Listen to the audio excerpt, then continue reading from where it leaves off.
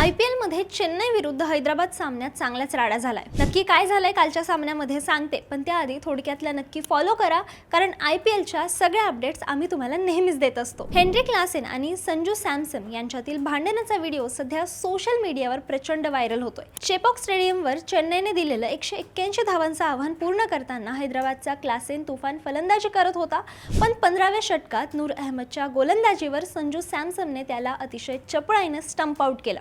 संजूने आक्रमक सेलिब्रेशन केल्यामुळे मैदानातच क्लासेनचा पारा चढला आणि तो संजूशी थेट भिडला।